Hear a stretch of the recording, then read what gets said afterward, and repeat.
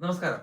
നമ്മുടെ ഇന്ത്യയുടെ പാർലമെന്ററി ചരിത്രത്തെയും അതുപോലെ തന്നെ നമ്മുടെ ഫെഡറൽ സംവിധാനത്തെയും ഒരുപോലെ പിടിച്ചുലച്ച ഒരു പ്രധാനപ്പെട്ട രാഷ്ട്രീയ സംഭവവികാസത്തെക്കുറിച്ചാണ് നമ്മൾ ഇന്ന് സംസാരിക്കുന്നത്. അതെ, വനിതാ സംവരണം വേഗത്തിൽ നടപ്പിലാക്കാനായിട്ട് സർക്കാർ കൊണ്ടുവന്ന 131ാമത്തെ ഭരണഘടനാ ഭേദഗതി ബില്ല് ലോക്സഭയിൽ പരാജയപ്പെട്ടിരിക്കുകയാണ്.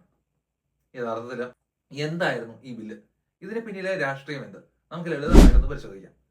കാര്യം വളരെ വ്യക്തമാണ്. 2023 പാസാക്കിയ 106ാമത്തെ ഭേദഗതി പ്രകാരം വനിതാ സംവരണം പ്രഖ്യാപിച്ചിരുന്നെങ്കിലും പുതിയ സെൻസസും മണ്ഡല പുനർനിർണയവും കഴിഞ്ഞ് ഇത് നടപ്പിലാക്കൂ എന്നൊരു നിബന്ധന ഉണ്ടായിരുന്നു.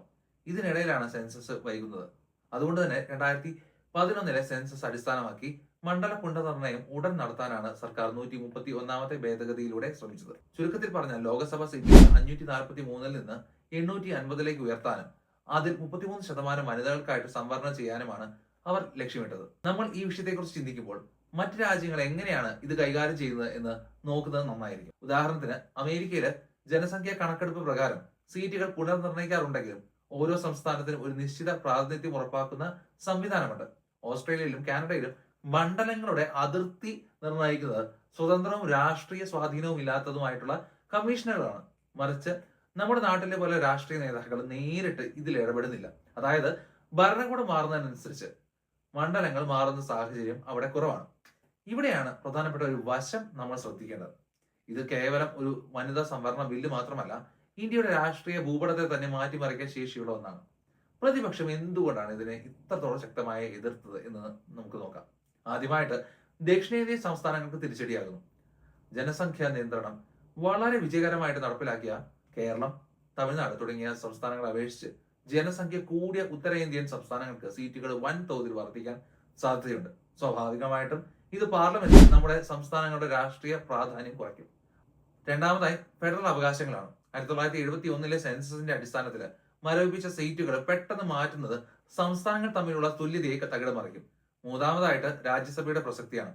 ലോകസഭാ അംഗങ്ങളുടെ എണ്ണം കൂടുമ്പോൾ സംസ്ഥാനങ്ങളുടെ ശബ്ദമായിട്ടുള്ള രാജ്യസഭയുടെ വോട്ടിംഗ് മൂല്യം കുറയുകയും സംയുക്ത സമ്മേളനങ്ങളിൽ ലോകസഭയുടെ ആധിപത്യം വർദ്ധിക്കുകയും ചെയ്യും.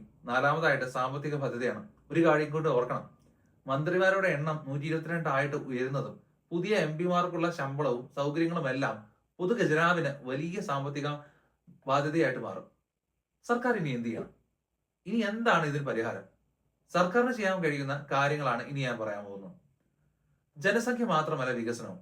ഇപ്പം ഓസ്ട്രേലിയയിലൊക്കെ ഉള്ളതുപോലെ ഒരു സ്വതന്ത്ര കമ്മീഷനെ കൊണ്ട് സീറ്റുകൾ നിശ്ചയിപ്പിക്കുകയും ജനസംഖ്യാ നിയന്ത്രണം നടത്തിയ സംസ്ഥാനങ്ങളെ പരിഗണിക്കുന്ന ഒരു ഫോർമുല രൂപീകരിക്കുകയും വേണം. അടുത്തത് വനിതാ സംവരണം വേർതിരിക്കുകയാണ്.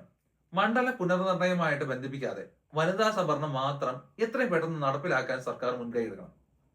അവസാനമായിട്ട് പറയട്ടെ, ഈ ബില്ല് പരാജയപ്പെട്ടത് ജനാധിപത്യത്തിന് പരാജയമല്ല, മറിച്ച് ചർച്ചകളുടെ അനിവാര്യതയാണ് കാണിക്കുന്നത്. രാജ്യത്തിന്റെ ഫെഡറൽ ഘടനയെ ഹനിക്കാത്ത രീതിയിൽ വനിതാ സംവരണം നടപ്പിലാക്കാൻ സർക്കാർ തയ്യാറാകണം. ജനസംഖ്യാ നിയന്ത്രണം നടത്തിയ സംസ്ഥാനങ്ങളെ അവഗണിക്കുന്നത് നീതിയാണ്. നിങ്ങളുടെ അഭിപ്രായം ഒന്ന് താഴെ കമന്റ് ചെയ്യുക. കൂടുതൽ വിശകലനങ്ങൾക്കായിട്ട് global talks with Abhi subscribe ചെയ്യാൻ മറക്കരുത്. വീണ്ടും കാണാം. നന്ദി, നമസ്കാരം.